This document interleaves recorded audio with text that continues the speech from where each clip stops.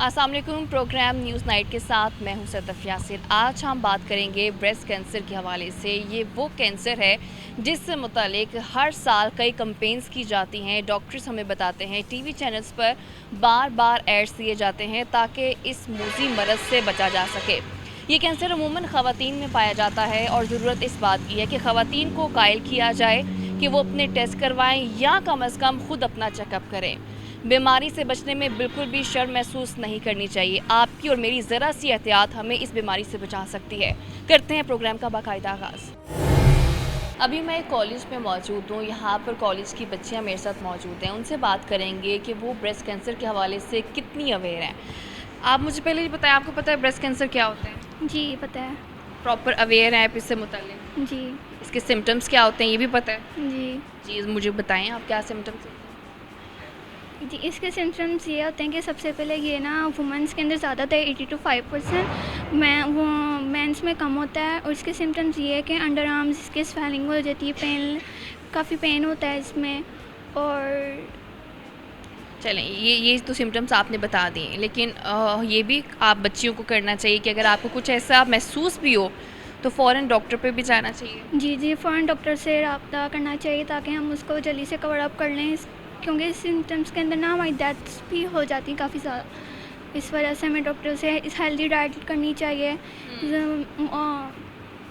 हो गया। एक और बच्ची भी हैं, उनसे भी बात कर लेते हैं। आप मुझे बताएं, आपको पता है ब्रेस्ट कैंसर क्या है? जी बिल्कुल। सिम्टम्स? जी, इसमें रेडनेस होती है, रैशेस होते हैं, पेन होती है और ट्यूमर हमें फ़ील होता है और अंडर आर्म के नीचे भी, ब्रीस्ट में भी। तो जैसे ही हमें फ़ील हो हमें डॉक्टर से कवर अप करवाना चाहिए, उनसे हमें लेनी चाहिए एडवाइस वगैरह। ठीक हो गया। आप मुझे बताएं कि आपके कॉलेज में प्रॉपर आपको अवेयर किया जाता है कि ब्रेस्ट कैंसर है क्या? यस मैम, हमें आज बायो वाली मैम ने प्रॉपर अवेयर किया है कि ब्लड का ब्रेस्ट कैंसर क्या होता है और उसके सिम्टम काजेज़ और उसकी प्रिवेंशन हर चीज़ के बारे में हमें बताएगा। तो अगर आपको कुछ सिम्टम्स फील भी हों तो फ़ौरन डॉक्टर पे भी जाना चाहिए? यस, हमें फौरी डॉक्टर के पास जाना चाहिए ताकि वक्त पर ही हम उसका इलाज करवा सकें। ठीक है, तो स्कूल जो है वो प्रॉपर आपको अवेयर कर रहा है, तो अगर आपको भी कोई ऐसी सिम्टम महसूस होती है तो आप भी फ़ौरन डॉक्टर पे जाएंगी? यस बिल्कुल, एब्सोल्युटली हम लोग जाएंगे और उनसे हमें अवेयर होगी और ताकि हम जाके उनसे इसके बारे में पूछ सकें और उसको बचा सकें। ठीक है, तो आपकी जो टीचर्स हैं आपको प्रॉपर इसके बारे में गाइड करती हैं? यस बिल्कुल, हमें बहुत अच्छा गाइड करती हैं हमेशा। क्योंकि ये जो टाइम है ये प्रॉपर चल रहा है ब्रेस्ट अवेयरनेस से मुतालिक, तो ये पूरा मंथ तकरीबन इससे अवेयर किया जाता है। तो ऐसी कोई कैंपेन आपके कॉलेज में भी हुई है? यस, आज हमारे भी हो रही है और हमें भी अवेयर किया जा रहा है सबको। ठीक है, ये तो बड़ी अच्छी बात है कि जो बच्चियां हैं वो जानती हैं कि ब्रेस्ट कैंसर क्या होता है। आप मुझे बताएं, अगर आपको भी कोई ऐसा सिम्टम महसूस होता है तो आप शर्म नहीं करेंगी बिल्कुल भी और डॉक्टर पे जाएंगी? जी बिल्कुल। ठीक है, चलें। और आप? जी बिल्कुल, मैं बिल्कुल चाहूँगी। सिम्टम्स बताएं मुझे आप। इसके सिम्टम्स ये हैं कि इसमें रेडनेस होती है और रैशेस होते हैं और थिकनिंग एंड उसमें स्वेलिंग होती है और हाइजेनिक लाइफस्टाइल होता है। बिल्कुल, बच्चियाँ काफ़ी अवेयर हैं और ये बड़ी अच्छी बात है कि कॉलेज में जो है वो प्रॉपर बच्चियों को गाइड किया जा रहा है। इसलिए मैंने जिस भी बच्ची से बात की उन्होंने मुझे बड़े अच्छे से बताया है कि ब्रेस्ट कैंसर क्या है और उससे बचा कैसे जा सकता है, सिम्टम्स क्या होते हैं। कुछ टीचर्स हमारे साथ मौजूद हैं, हम उनसे बात कर लेते हैं। अस्सलाम वालेकुम। वालेकुम अस्सलाम। अच्छा, अभी बच्चियों से तो हमने बात किया है, उनके ज़रिए तो हमें पता चल रहा है कि अवेयर किया जाता है। हम आपसे भी जानना चाहेंगे आप बच्चियों को किस तरह से अवेयर कर रहे हैं इस हवाले से? हमारी जो है ये गाइड की एक पूरी टीम है। हम गाइड को जो है वो प्रॉपरली ट्रेन करते हैं, डॉक्टर्स को भी बुलाया जाता है इस हवाले से। लास्ट ईयर भी हमने एक डॉक्टर साहब के साथ सेमिनार किया, उन्होंने सारे पूरे कॉलेज के बच्चों को अवेयर किया। स्पेशली जो गाइड्स हैं उनको हम जो है वो लेकर भी जाते हैं पॉइंट्स पे और वहाँ पे भी इनको अवेयर किया जाता है। बाकी फिर गाइड्स जो हैं वो अपने इधर कॉलेज में भी बताती हैं सबको। और फिर यहाँ पे हम प्रॉपर एक सेमिनार भी फिर मैडम रखवाती हैं जिसमें जो है वो बच्चों को अवेयर। ये सेमिनार हर साल होता है? हाँ जी, ये बिल्कुल हर साल। डॉक्टर्स भी आते हैं, वो भी आप लोगों को गाइड करते हैं? डॉक्टर्स आती हैं, वो बताती हैं बच्चों। तो आप क्या महसूस करती हैं कि बच्चियों में अब वो चीज़, वो कॉन्फिडेंस आ गया है कि अगर उनको कोई ऐसी प्रॉब्लम फ़ील हो? क्योंकि होता क्या है कि इस बीमारी से लोग थोड़ा सा शर्म महसूस करते हैं कि इसको हम ना पेरेंट्स को, माँ को बताते हैं, किसी को भी नहीं बताते। तो आप क्या महसूस करती हैं कि बच्चियों में इतना कॉन्फिडेंस आ गया कि अगर उनको कुछ ऐसा महसूस होता है तो वो इजीली बता सकें, डॉक्टर पे जा सकें? जी, जब तक हम बच्चों को अवेयर नहीं करेंगे, उनको नहीं पता चलेगा और वो इस बारे में शर्म महसूस करते रहेंगे। अगर हम बच्चों को प्रॉपरली बताते हैं, हर चीज़, हर सिम्पटम उनके सामने खोल के रखते हैं, तो उनमें इतना कॉन्फिडेंस आ जाता है कि वो इसको अच्छे तरीके से ब्रीफ कर सकें, पेरेंट्स को भी और फिर बाकी डॉक्टर को भी। बिल्कुल ठीक है। आप मुझे बताएं कि आपके पास कभी बच्चियां आती हैं ऐसी कोई प्रॉब्लम लेके, क्योंकि समटाइम ऐसा होता है बच्चियां वो बात अपने पेरेंट्स से भी नहीं कर सकती जो अपनी टीचर से कर जाती हैं। हाँ जी, it's as such breast cancer से रिलेटेड तो अल्हम्दुलिल्लाह कोई केस नहीं आया है, लेकिन बच्चियां वैसे जो भी मेडिकल इश्यूज़ उनके होते हैं वो हमारे साथ डिस्कस करती हैं और उस सिलसिले में हम फिर पेरेंट्स के साथ भी इनकी काउंसलिंग करते हैं बाकायदा, और डॉक्टर भी बाकायदा चेकअप के लिए आते हैं बच्चों के, कोई भी प्रॉब्लम हो उसको सॉर्ट आउट किया जा सके। मतलब आपके कॉलेज में प्रॉपर बच्चियों के चेकअप भी किए जाते जी हैं? बिल्कुल, उससे रिलेटेड परफॉर्मेंस जो हैं बच्चों में टीचर्स जो हैं डिस्ट्रीब्यूट करती हैं, उसके ऊपर बाकायदा डॉक्टर जो हैं वो अपनी राय देते हैं और टीचर्स भी अपनी राय देती हैं। ठीक है, ये तो बड़ी अच्छी बात है, अवेयर किया जा रहा है। तो इस पर मैं मज़ीद भी बच्चियां हमारे साथ मौजूद हैं जिनसे अभी मैंने बात नहीं की है, तो उनसे भी बात कर लेते हैं। टीचर तो आपकी बड़ी कॉन्फिडेंट हैं कि जो यहाँ की बच्ची हैं उनमें बड़ा कॉन्फिडेंस है कोई भी प्रॉब्लम बताने के लिए, ऐसा है? जी बिल्कुल है। आप कॉन्फिडेंस है, आपको कोई भी प्रॉब्लम हो आप शेयर कर लेते हैं? जी कर सकते अगर आपको ऐसा कोई भी सिम्टम फील हो, टीचर को बताएंगी या अपनी माँ को बताएंगी? हैं, दोनों को बता सकते हैं। मतलब आप कह सकते हैं कि अब हमारी जो बच्ची हैं वो उनको इतनी तालीम अच्छी मिल रही है कि वो इस चीज़ से शर्माएंगी नहीं। होता क्या है कि हमारी ही बच्चियां जो होती हैं ना वो शर्मा जाती हैं कि अब इस चीज़ से मुतालिक, ब्रेस्ट कैंसर से मुतालिक हम किसको बताएं। तो आप कॉन्फिडेंट हैं इस चीज़ को लेके? जी ज़रूर। सिम्टम्स पहले तो आप मुझे बताएं ना कि आपको भी सिम्टम्स का पता है? जी, बॉडी पर रेड रैशेस हो जाती हैं, इसमें पेन होती है और वो ज़्यादा हेल्थी डाइट लेने की वजह से ये मतलब आ सकती है, मतलब बट बन जाती है। और ठीक हो गया। एक और टीचर भी हमारे साथ मौजूद है, उनसे भी बात करेंगे। आपकी पहले जो टीचर्स यहाँ मौजूद थे उनसे भी हमने बात की है, आपसे भी हम यही जानेंगे कि जो कंपेन्स हैं वो क्या हर साल होती हैं और इन कंपेन्स में आप लोग क्या करते हैं, किस तरह से गाइड करते हैं? आगे आ जाए। अस्सलाम वालेकुम। ये बात आपकी बिल्कुल सही है कि हम हर साल यहाँ पे कंपेन करते हैं। इवन कि हम हर तरह की अवेयरनेस बच्चों को भी और भी जो टीचर्स हैं वो देने की कोशिश करती हैं। और इसके अलावा जैसे आज आप जानती हैं कि पिंक रिबन डे है, तो इसके हवाले से भी हम लोगों ने बच्चों को भी अवेयर किया है। बाकी के जो और हमारे गेस्ट वगैरह आते हैं वो भी इस चीज़ को अच्छे से कवर करते हैं। कंपेन से कोई फ़र्क पड़ रहा है इस चीज़ में? जिस तरह से पहले था कि केसेस रिपोर्ट ही नहीं होते थे सिर्फ इसलिए कि हम लोग आगे नहीं आते अपनी प्रॉब्लम बताने के लिए, कोई फ़र्क महसूस करती हैं इस अवेयरनेस कैंपेन से? बिल्कुल, ये हमारे सिर्फ कॉलेज लेवल पे नहीं, यूनिवर्सिटी लेवल पे भी बड़ा इस चीज़ से फ़र्क पड़ा है। इस कैंपेन ने बहुत असर किया है हमारी पब्लिक पे। ठीक है, इसी पर बात करते हैं। इस कॉलेज की प्रिंसिपल हमारे साथ मौजूद हैं, सायरा खानम साहिबा, उनसे बात करेंगे। पहले तो बहुत शुक्रिया।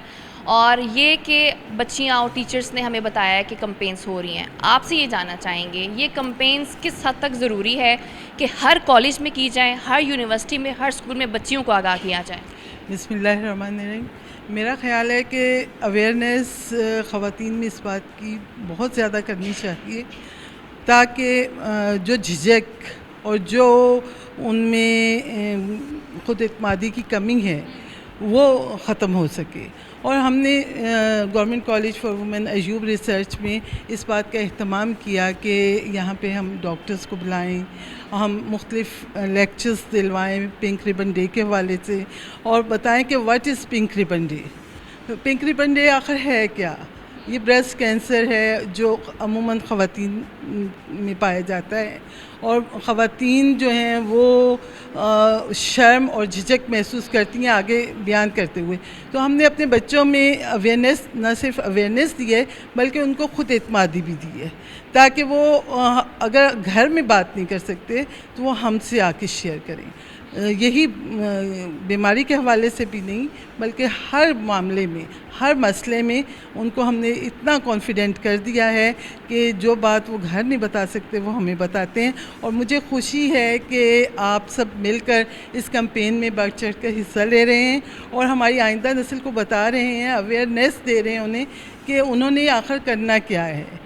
यानी झिझकना नहीं है बल्कि बताना है। और अगर कोई गिल्टी या कोई चीज़ ऐसी फ़ील होती है उन्हें चेस्ट में तो फ़ौरन डॉक्टर से रजू करना है। बिल्कुल ऐसे ही इस झिझक में ये हो जाता है कि ख़वातीन जो हैं वो डॉक्टर पे नहीं जाती और अगर रेशो देखी जाए तो ख़वातीन थर्ड स्टेज में डॉक्टर के पास पहुंचती हैं जहां पर डॉक्टर के लिए भी इलाज करना मुश्किल हो जाता है। और इस अवेयरनेस का बेसिक मकसद ही ये है कि हमारी बच्चियाँ, हमारी जो ख़वातीन हैं वो अवेयर हों कि हमने अगर ऐसा कोई भी सिम्टम हमें फ़ील होता है तो फ़ौरन से डॉक्टर पे जाएं। तो आप जिस तरह से बड़ा अच्छा काम कर रही हैं कि आप अवेयरनेस जो कैंपेन्स हैं वो भी कर रहे हैं, डॉक्टर्स भी आते हैं, तो डॉक्टर का कोई ऐसा सेशन भी आप रखती हैं कि वो बच्चियों का ट्रीटमेंट भी थोड़ा उनको चेक भी करें? जी बिल्कुल, हम साल में पहले तो महीने में 4 मरतबा ऐसा होता था, लेकिन कोविड-19 के आने के बाद इसमें थोड़ी कमी आ गई है। अब इंशाल्लाह जल्द ही इनका ट्रीटमेंट फिर से हम कोई ना कोई लेक्चर और डॉक्टर के साथ कोई ना कोई विज़िट रखेंगे, क्योंकि कोविड-19 की वजह से हर चीज़ तकरीबन ख़त्म हो गई थी। तो बिल्कुल सायरा साहिबा, ये तो हमारी बच्ची हैं जिनको आप भी अवेयर कर रहे हैं, हम भी अपने चैनल के थ्रू लोगों को अवेयर करने की कोशिश कर रहे हैं, लेकिन जो घरेलू ख़वातीन होती हैं सब कुछ मालूम होने के बावजूद वो ऐसे होता है कि जैसे उन्हें कुछ मालूम नहीं है, तो आपको क्या लगता है कि वो इस ब्रेस्ट कैंसर से किस हद तक अवेयर हैं? एक्चुअली आपको पता है, एक बच्ची एक ख़ानदान, यही बच्चियाँ जब घर जाती हैं, हमने इनकी ऐसी ट्रेनिंग की है कि ये घर जाकर अपने जो वालिदा हैं या जो दीगर रिश्तेदार ख़वातीन हैं उनको ये बात बताएं और उनको अवेयरनेस दें, क्योंकि ये फैमिली टू फैमिली चलेगा। अगर यही बच्चियाँ घर जाके कैंपेन करती हैं तो हमारा माशरा बेहतर हो जाएगा, और इंशाल्लाह मुझे उम्मीद है कि घरेलू ख़वातीन भी इन बच्चियों के थ्रू। बिल्कुल, आपकी बच्चियों ने हमें बड़ा खुश किया है, क्योंकि हम लोगों को यही डाउट था कि पता नहीं हमारी बच्चियों को इस चीज़ का पता है या नहीं, लेकिन बच्चियों से बात की है तो उन्होंने तो बड़ा, उनको सिम्टम्स का भी पता है, उन्हें ये भी पता है कि अगर कुछ ऐसा फ़ील होता है तो डॉक्टर पे भी जाना है। मतलब हमारी जो टीचर्स हैं वो बड़े अच्छे से गाइड कर रही हैं बच्चियों को। बिल्कुल ऐसी ही बात है, माशाल्लाह हमारे इदारे में बहुत ही कॉम्पिटेंट टीचर्स हैं, और इसके अलावा हम न सिर्फ ब्रेस्ट कैंसर के बारे में बल्कि दीगर बीमारियां जो हैं, डिजीज़ हैं, उनके बारे में भी बच्चों को आगाह करते हैं, जैसे शुगर का, हाई ब्लड प्रेशर और दीगर ऐसी बीमारियां हैं जो माशरे में बढ़ रही हैं। हम उनके मुतालिक भी लेक्चर्स देते हैं, और वही बात है, परहेज़ इलाज से बेहतर है। उनको पता होगा तो वो परहेज़ करेंगे, और परहेज़ करेंगे तो बीमारियों से बचेंगे। ये तो स्कूल लेवल पे, कॉलेज लेवल पे, यूनिवर्सिटी लेवल पे है कि हम अवेयरनेस कैंपेन चला रहे हैं। ये किस हद तक ज़रूरी है कि हम इन स्कूल कॉलेजेस से भी निकलें और हर जगह इसकी अवेयरनेस दें? बिल्कुल, जैसा कि आप अपने टीवी प्रोग्राम्स के ज़रिए अवेयरनेस दे रहे हैं लोगों को, ये एक तो बहुत बड़ा ज़रिया है। दूसरा, मैंने आपसे पहले अर्ज़ किया कि यही बच्चियाँ जब घरों में जाती हैं तो ये जाके अपने दीगर ख़वातीन रिश्तेदार या मुलाज़माएँ या जो भी घरेलू ख़वातीन हैं उनके साथ ये बात डिस्कस करती हैं, क्योंकि बच्चों ने जो कुछ पढ़ा होता है, जो कुछ किया होता है कॉलेज स्कूलों में, वो माँ बाप ज़रूर पूछते हैं कि आज आपने क्या किया है, तो वो बताते हैं, और इस तरह से ये जो मालूमात हैं वो घरेलू ख़वातीन तक पहुंचती हैं। इसके अलावा बैनर्स होने चाहिए, पम्फलेट होने चाहिए, और सेमिनार्स होने चाहिए, जैसा कि सेमिनार्स हम कॉलेजेस में करते हैं, ये ख़वातीन के हलकों में भी होने चाहिए। जो हमारे अवामी नुमाइंदे हैं, अवामी नुमाइंदों में ख़वातीन जो हैं, हमारी समाजी कारकुन हैं, वो एक अहम किरदार अदा कर सकती हैं। बिल्कुल, ये जो कैंपेन्स हैं इनको मुख्तलिफ़ तरीक़ों से इन कॉलेजेस, यूनिवर्सिटीज़, क्योंकि ये तो हमारी पढ़ी लिखी कौम है, हम कह सकते हैं कि इनको इस चीज़ का इल्म है, लेकिन जो घरेलू ख़वातीन हैं उनको इस चीज़ का पता नहीं है, उनका जाना भी ज़रूरी है। अभी हम अलाइड हॉस्पिटल आपको लिए चलेंगे और वहाँ पर डॉक्टर्स किस तरह से ब्रेस्ट कैंसर के हवाले से ट्रीटमेंट करते हैं बताएँगे, लेकिन अभी वक्त हुआ ब्रेक का, साथ रहिए।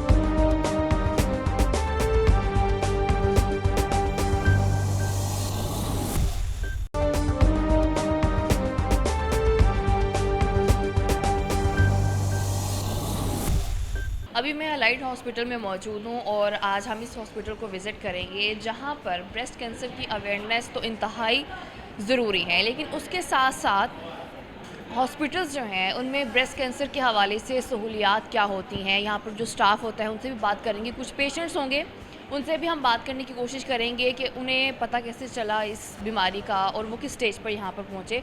तो अभी मेरे साथ यहाँ की स्टाफ मौजूद है, मैं उनसे बात करूँगी। अस्सलाम वालेकुम। ये बताएं, पहले तो ये बताएं कि डेली बेसिस पे ब्रेस्ट कैंसर के हवाले से कितने पेशेंट्स आते हैं हॉस्पिटल में? ये स्टाफ अस्सलाम वालेकुम।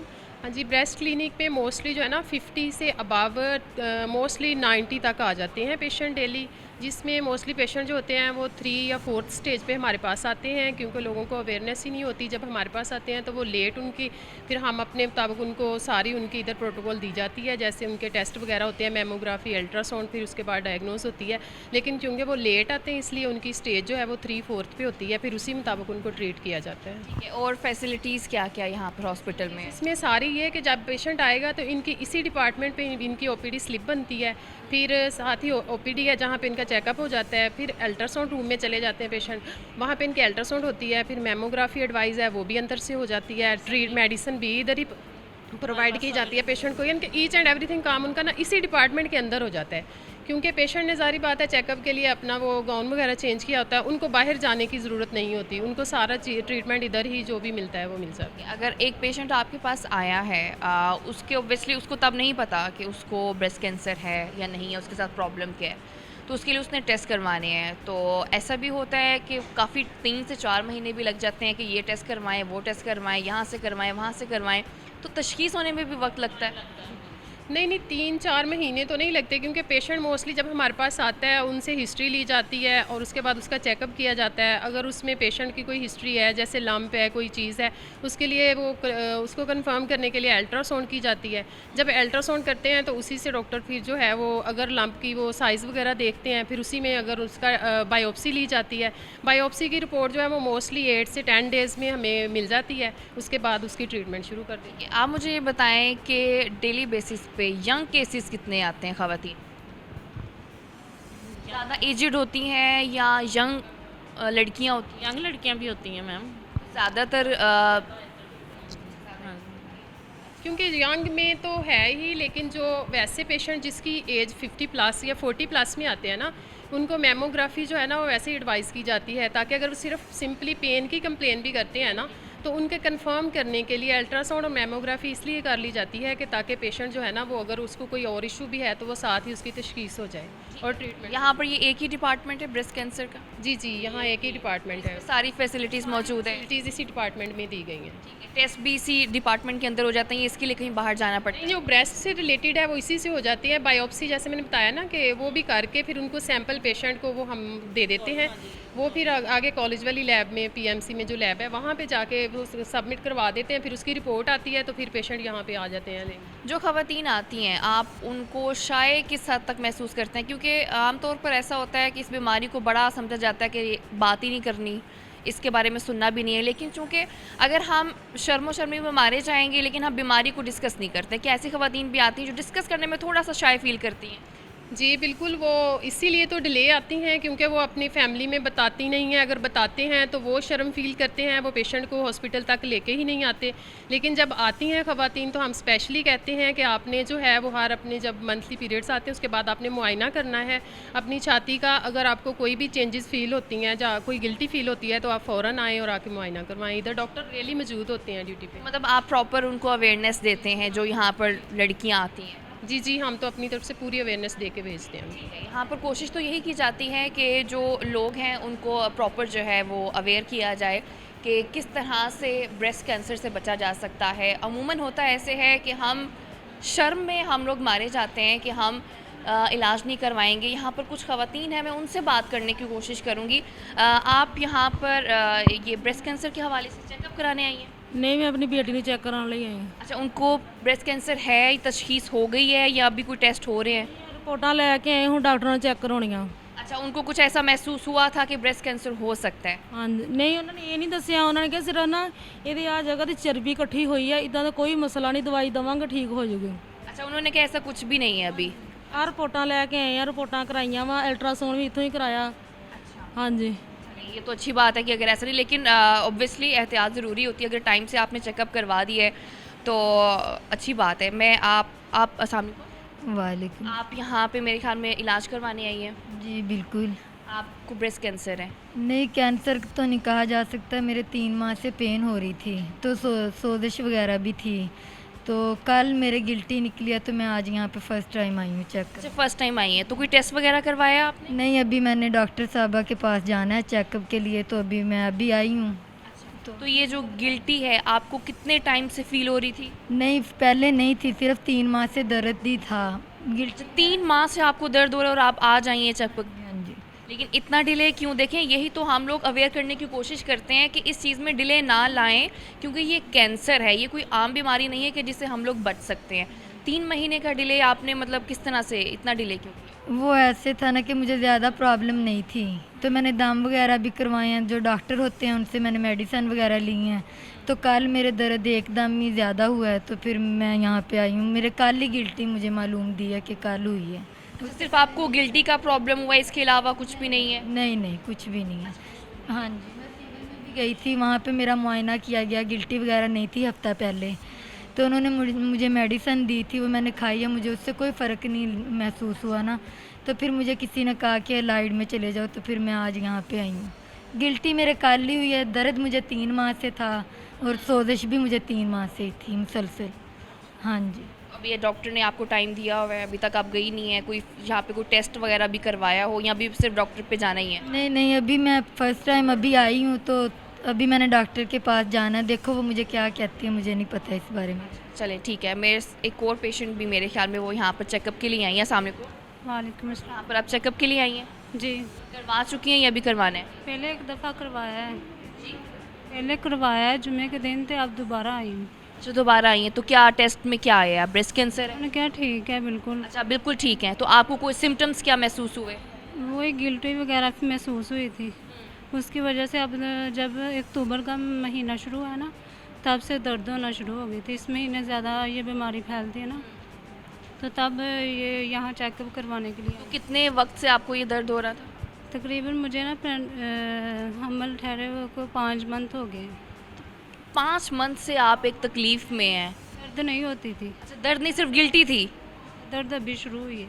अच्छा, तो तब भी जब आपको गिल्टी महसूस हुई, अगर तब भी आप तब वैसे ही सोजिश वगैरह नहीं जैसे होती है, अकरार जैसा होता है, वैसे हो गया था। लेकिन अभी इन्होंने क्लियर कर दिया कि ऐसा कुछ भी नहीं है, तो आज आप रूटीन चेकअप के लिए आई हैं? हाँ जी, दोबारा उन्होंने बुलाया था, वो दोबारा चेकअप कर। तो यहाँ पे क्योंकि आप दूसरी दफ़ा आई हैं, पहले भी आप यहाँ पर आ चुकी हैं, यहाँ पर आपको सहूलियात किस हद तक लगा कि आप मुतमईन हैं?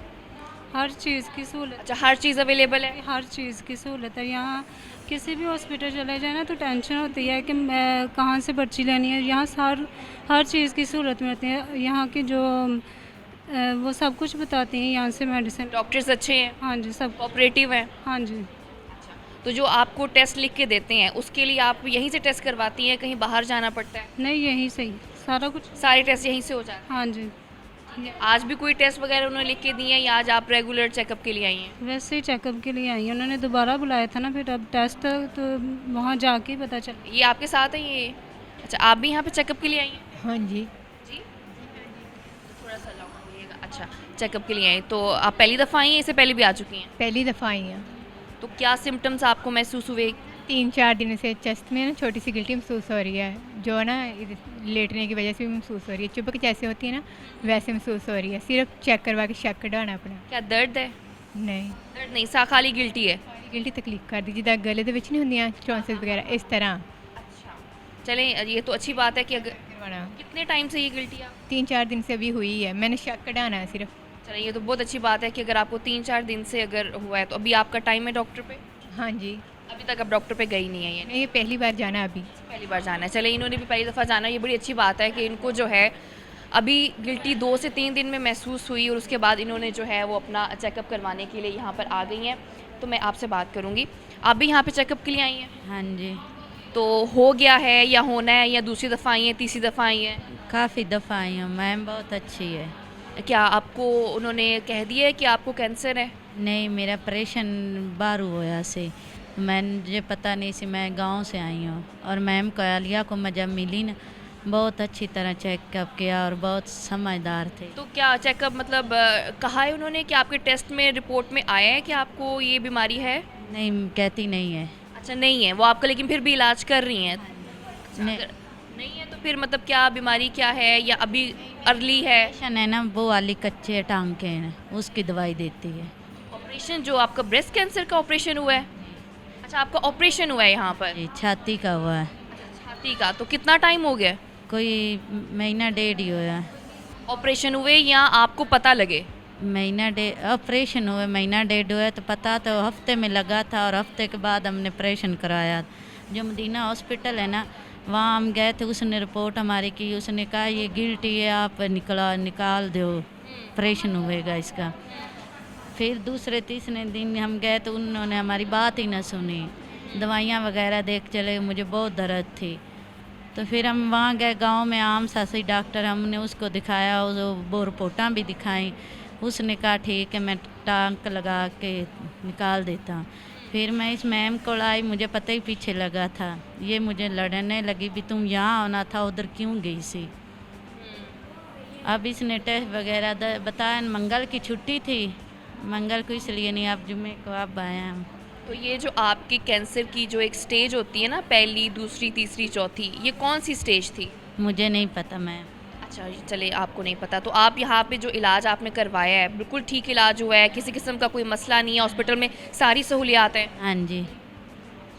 तो अभी आप रूटीन जो नॉर्मल चेकअप होता है उसके लिए आई हैं? हाँ जी। टांके खुल गई या अभी खुलवाने हैं? ठीक है, ये बड़ी मुतमईन है कि यहाँ पर इनका इलाज हुआ है, और जहाँ तक मुझे अंदाज़ा है इनका ऑपरेट हुआ है और स्टिचेस लगे हैं। ये 3rd स्टेज हो सकती है, मतलब इनको लेट इसका पता चला। लेकिन यहाँ पर कुछ लोग ऐसे भी हैं जो आप अर्ली स्टेज पर भी आए, और ये बड़ी अच्छी बात है। शायद इसका बेसिक ये है कि जिस तरह से अवेयरनेस फैलाई जा रही है ब्रेस्ट कैंसर के हवाले से, अब काफ़ी हद तक ख़वातीन इस चीज़ से अवेयर हो रही है कि अगर आपको गिल्टी महसूस होती है, किसी किस्म का कोई दर्द महसूस होता है, तो आप जो है जाएं और अपना जो है वो ट्रीटमेंट करवाएं। सबसे पहले तशख़ीस करवाएं कि क्या वाकई आपको ब्रेस्ट कैंसर है या ये वैसे ही है। अभी वक्त हुआ है ब्रेक का, साथ रहिए।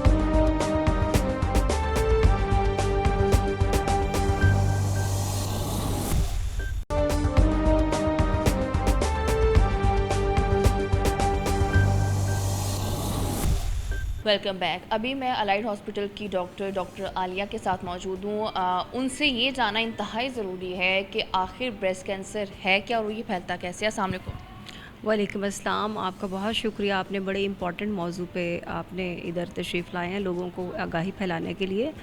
ब्रेस्ट कैंसर असल में छाती के अंदर बनने वाला कैंसर है, जो इब्तदा में तो सिर्फ़ उस छाती तक ही महदूद होता है, उसके बाद बगल की गिल्टियों तक जाता है, गदूद तक जाता है, जिनको हम लिम्फ नोड कहते हैं, और उसके बाद ये बाकी जिस्म के ऑर्गन्स तक चला जाता है, जब ये तकरीबन लाइलाज हो जाता है। तो इसमें जो मेरा अपने बहनों से और आप लोगों के थ्रू यही इल्तमास है कि बराए मेहरबानी इसमें आप जब जल्दी हमारे पास तशरीफ़ ले आएंगे तो हमारे लिए 2 बातें बड़ी आसान हो जाती हैं। एक तो बीमारी का इलाज, और दूसरे आपकी जान बचाने के साथ साथ उनकी छाती को बचाना, क्योंकि एक औरत के लिए बड़ी तकलीफ़देह बात है जब हम जिस्म का एक अहम हिस्सा काट देते हैं।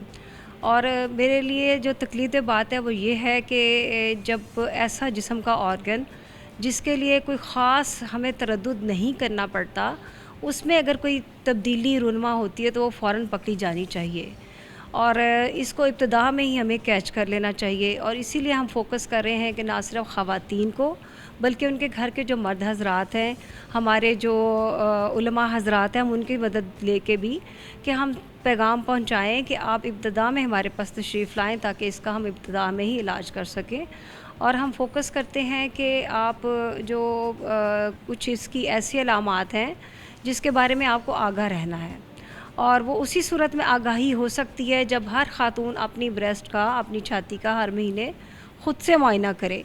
वो उसकी सबसे ज़्यादा उसको मालूमात है कि मेरी छाती की साथ यहाँ से ऐसी है, यहाँ से ऐसी है।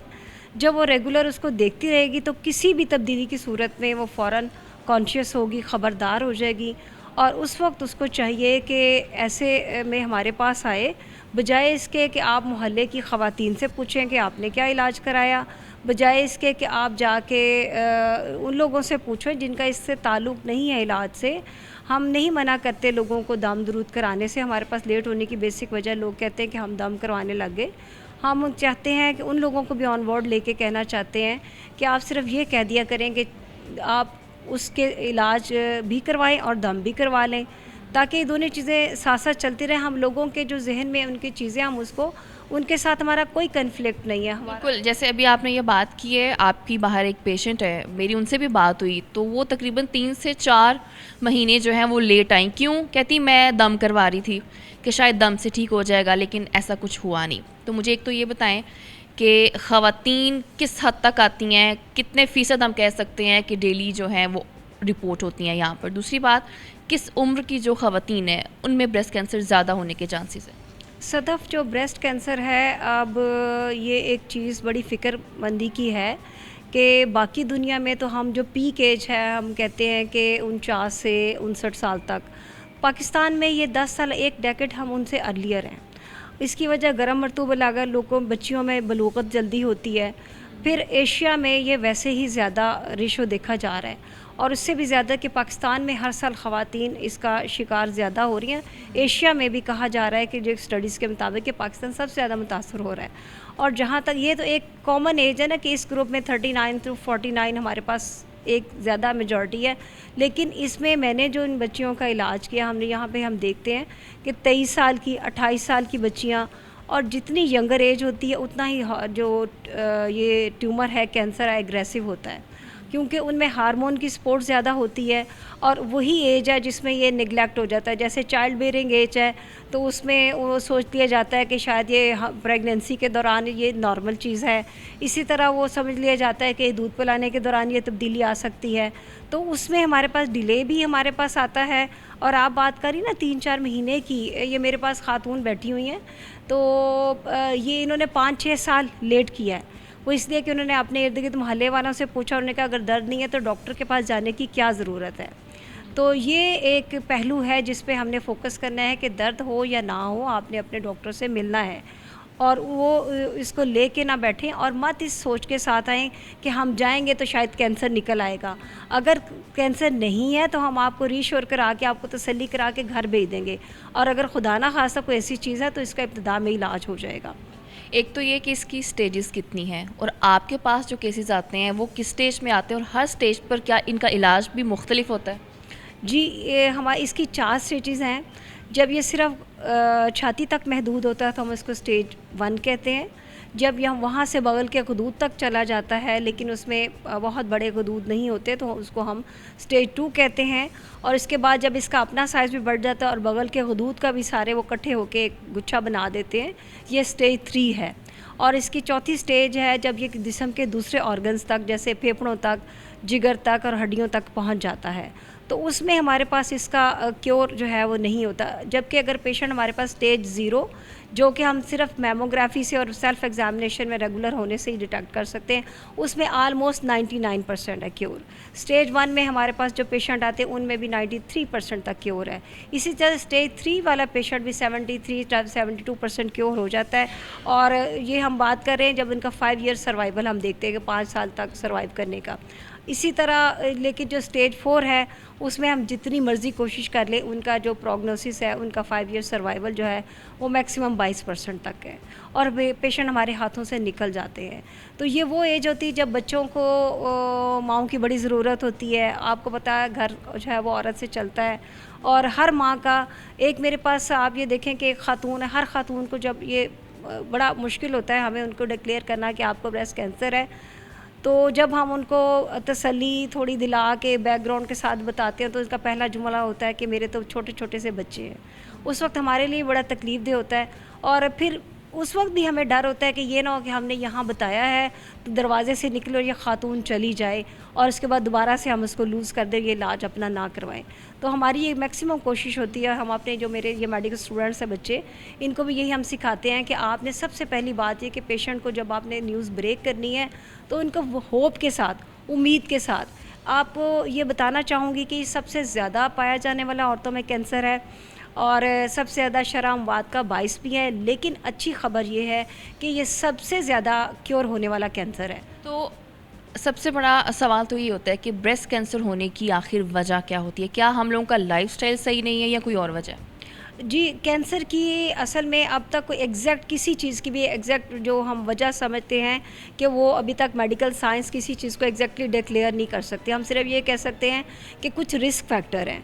जैसे रिस्क फैक्टर में ये कि ख़ानदान में बाकी अगर किसी ख़वातीन को है तो उनको ब्रेस्ट होने, उस ख़ानदान की दूसरी ख़वातीन को होने के चांसेस हैं, जो माँ वाली साइड से खाला, नानी, बहन इनको अगर है माँ को। इसी तरह कुछ लोग जो जिनमें ओवरवेट होते हैं उनमें ये चांसेस होते हैं। तो और बढ़ती हुई एज के साथ कुछ चीज़ें ये हैं, कुछ फैक्टर हमारे रिस्क फैक्टर वो हैं जो हमारे कंट्रोल में नहीं है। जैसे अगर किसी की जेनेटिक्स में है, जैसे किसी में बढ़ती हुई एज के साथ 20 साल से अगर 25 में से एक खातून मुतासर हो सकती है तो 49 साल 50 साल की उम्र में से हर 9 में से एक खातून मुतासर हो सकती है। इसको हम नहीं रोक सकते, जो एक टेंडेंसी है। हम जो कर सकते हैं कि जो अवॉइडेबल रिस्क फैक्टर जैसे ओवरवेट होना, सुस्ती की ज़िंदगी है, ज़्यादा चिकनाई का इस्तेमाल है, कुछ ऐसी हार्मोन की गोलियां जिनको आप बग़ैर वजह के इस्तेमाल करें और अपने डॉक्टर से मशवरे के बगैर इस्तेमाल करें। इसी तरह टीन एज में या 40 से पहले जो बच्चियों का हमारे पेरिफेरी में एक्सरेज कराने का बहुत रवाज होता है। इसी तरह ख़वातीन वो जिनमें दूसरी छाती में उनके पहले कैंसर हो चुका, उनकी दूसरी छाती में होने का चांस होता है, या किसी और बीमारी के लिए अगर वो रेडिएशन उनकी ब्रेस्ट को एक्सपोज हो जाती है तो उसमें चांसेस ज़्यादा होते हैं। तो डॉक्टर आलिया ने हमें बड़ा डिटेल में बताया है और बड़ा खूबसूरत अंदाज में बताया कि किस तरह से इस कैंसर से बचा जा सकता है, इसकी स्टेजेस क्या होती हैं। लेकिन अगर आपको ये बीमारी है तो उसमें आपका खाना पीना कैसा होना चाहिए, लाइफस्टाइल क्या होना चाहिए, इस पर बात करेंगे। डॉक्टर सुरैया हमारे साथ मौजूद हैं। पहले तो मुझे ये बताएं कि अगर किसी को कैंसर है तो उसकी डाइट कितना इफ़ेक्ट करती है। सदफ़, आपके इस प्लेटफॉर्म पे ये जो आगाही का एक सेशन चल रहा है, इसके मैं प्लेटफॉर्म से आवाम को ये बताना चाहूँगी कि देखिए, बीमारी कोई भी हो ना, उसको सिर्फ इस वे में ले लेना कि जी ये बीमारी है और आप सिर्फ मेडिकेशन पे रहें या सर्जरी पे रहें, तो मेरा ख्याल कि ये काफ़ी नहीं है। तो होना ये चाहिए कि इंसान सेहतमंद होने के दौरान ही अपनी सेहत का ख्याल रखे, ताकि उस तरफ जाने से पहले ही आप बीमारियों का शिकार ना हों। और अगर आप हो गए हैं, अल्लाह ना करे किसी को कैंसर हो गया है, तो आम तौर पे लोग जब कैंसर का नाम सुनते हैं तो एकदम से उन्हें लगता है कि पता नहीं अब हमारे साथ क्या होने वाला है। आप यकीन करें कि अल्लाह पाक ने ये जो कुदरती चीज़ें रखी हैं, इसमें बहुत सारी ऐसी चीज़ें हैं जो जिनके मेडिसिनल इफ़ेक्ट होते हैं। तो मैं तो हमेशा ये कहती हूँ कि देखें, आप जब आप अपने कोई कपड़े ख़रीदते हैं या कोई चीज़ ख़रीदते हैं तो 10 जगहों पे आप घूमते हैं उसको ख़रीदने के लिए। आप अपनी बाहर की खूबसूरती के साथ अगर अंदर की खूबसूरती का ख्याल रखें तो ये ज़्यादा अच्छी बात है। तो कैंसर के मरीज़ों के लिए जो एक बहुत अहम बात यह है कि देखें, जितना केमिकल बॉडी में जा रहा है थ्रू मेडिसन, थ्रू रेडिएशन, तो उसको आउट भी करना ज़रूरी है। अगर वो अंदर ही रिटेन करता रहेगा तो बीमारी जो है ना वो एक लंबी मुद्दत ले लेगी। तो सबसे पहले मैं आवाम को ये कहूँगी कि आप पानी ज़्यादा पिएँ, इस पर कोई पैसा नहीं लगता। जितना ज़्यादा पानी पिएंगे आपके जिस्म में से वो जो नुकसान देने वाली चीज़ें वो बाहर आउट हो जाएंगी। दूसरी बात ये है कि ये जो प्रोसेस चीज़ें हैं ये ख़ुद बीमारी का बाइस है, और कैंसर के मरीज़ों के लिए तो मैं समझती हूँ कि ये और ही ज़्यादा, जिसे हम कहते हैं ना, बॉम्ब टाइप चीज़ है। लिहाजा ये जो प्रोसेस चीज़ें हैं और ये जो पैकिंग में आ रही है, इनको अवॉइड करना चाहिए। फलों के ऊपर, सब्ज़ियों के ऊपर ज़्यादा फोकस करें। लेकिन यहाँ मैं ये भी बताऊँगी कि फलों पे और सब्ज़ियों पे चूँकि स्प्रे बहुत ज़्यादा हो रहे हैं, तो उसमें कोशिश करें कि ऐसे फल यूज़ किए जिनका बड़ा हैवी सा मोटा सा छिलका हो, उसको उतार के आप छिलके समेत चीज़ें यूज़ ना करें, या उसको इतना अच्छा सा धोएं कि उसके केमिकल के असरात जो है ना वो ख़त्म हो जाए। इसी तरह से रा वेजिटेबल भी हम मना करते हैं कि रा वेजिटेबल आम पब्लिक के लिए तो लोग कहते हैं कि जी खाएँ, लेकिन मैं ये कहती हूँ कि कोशिश करें कि उसको अच्छा सा धो के उसको आप स्टीम करें, फिर आप उनको इस्तेमाल करें, ताकि वो जो केमिकल के असरात हैं वो ख़त्म हो जाएं। अगली बात आ जाती है कि इन सारी चीज़ों के साथ साथ अगर आप देखें तो अल्लाह पाक ने हमारी ज़मीन में बेशक ऐसी चीज़ें रखी हुई हैं जिसके इस्तेमाल से आपकी ये चीज़ें, बीमारी कंट्रोल हो जाती है। जैसे मैं आमतौर पे ज़िक्र करती हूँ कि आप अपनी खुराक में हल्दी का इस्तेमाल करें। हल्दी एक अल्लाह पाक की ऐसी नेमत है कि अगर आप उसको अपनी खुराक में फ्रीक्वेंट रखेंगे तो वो अंदरूनी ज़ख्मों को और अंदरूनी सोजिश को जो है वो कंट्रोल कर लेगी। इसी तरह से कहवा जात होते हैं, यानी आप ठंडी चीज़ों की तरफ जाने के बजाय, जैसे आजकल पब्लिक ये कर रही है, डिब्बे वाले जूस हो गए, कोल्ड ड्रिंक्स हो गए, उसकी बजाय आप बेहतर ये होगा कि पानी भी नीम गर्म पिए और आप जो है ना सूप टाइप चीज़ें ज़्यादा यूज़ करें, क्योंकि आपकी बॉडी को एक टेम्परेचर की ज़रूरत है। आपका स्टमक ठीक होगा तो आपकी हज़ार बीमारियां ठीक होंगी। लिहाजा ये जो चीज़ें हैं कि आप सिर्फ मेडिसिन पे रहें और अपनी सर्जरी पे रहें। अगर जो लोग भी मैं यहाँ लाइट हॉस्पिटल में होती हूँ, मेरी सर्विसेज जिसको चाहिए मैं यहाँ पे हाज़िर हूँ, मेरे पास आएँ, हम आपको एक डिटेल चेकअप करेंगे, क्योंकि सिर्फ कैंसर नहीं देखना होता, हमने ये भी देखना होता है कहीं ब्लड प्रेशर हाई तो नहीं है, कहीं मरीज़ को शुगर तो नहीं है, उसकी किडनी का कैसा सिस्टम है। उस हिसाब से टोटल असेसमेंट करके फिर हमने रिकमेंड करना होता है। तो जनरल पब्लिक के लिए यही है कि आप मल्टीग्रेन आटा यूज़ करें। ये जो मैदे वाली चीज़ें होती हैं सफ़ेद आटे वाली, ये बीमारी का बायस बनती हैं। इसी तरह से कोल्ड ड्रिंक और चीनी इसका इस्तेमाल, मिठाइयों का इस्तेमाल, देखिए इतनी अवेयरनेस होने के बावजूद मैंने ये देखा कि अभी भी लोग फ्रूट वाली रेडियों की तरफ कम जाते हैं और बेकरी की तरफ जाते हैं। डाइट भी जो है वो बहुत ज़रूरी है, चूँकि प्रोग्राम का वक्त ख़त्म होने वाला है, लेकिन मैं जाते जाते डॉक्टर आलिया से एक सवाल ये पूछना चाहूँगी कि अगर इसका इलाज एक दफ़ा करवा लिया है, दोबारा ये बीमारी होने के कितने चांसेस और कितना ख़तरनाक होगा? हम पेशेंट को कहते हैं कि फॉलोअप करवाते रहें। बहुत सारे केसेस में ये दोबारा होने के चांसेस है और दूसरी साइड पे होने के चांस है। रेगुलर फॉलोअप और इसके अलावा कुछ मेडिसिन जो बाकायदगी से कुछ साल के लिए दी जाती हैं वो लेना ज़रूरी है, उसमें इसके चांसेस दोबारा होने के बहुत कम हो जाते हैं। ठीक है, बहुत शुक्रिया डॉक्टर आलिया और डॉक्टर सुरैया मौजूद थी, बड़ा डिटेल में बताया। और इसकी अवेयरनेस है वो हर साल बड़े दबाव से की जाती है कि जो ख़वातीन हैं वो इस चीज़ से अवेयर हों, क्योंकि ख़वातीन शर्म में बैठी रह जाती हैं और ये बीमारी उनको हो जाती है। अभी प्रोग्राम का वक्त हुआ ख़त्म, दोबारा मुलाकात होगी। अल्लाह हाफ़िज़।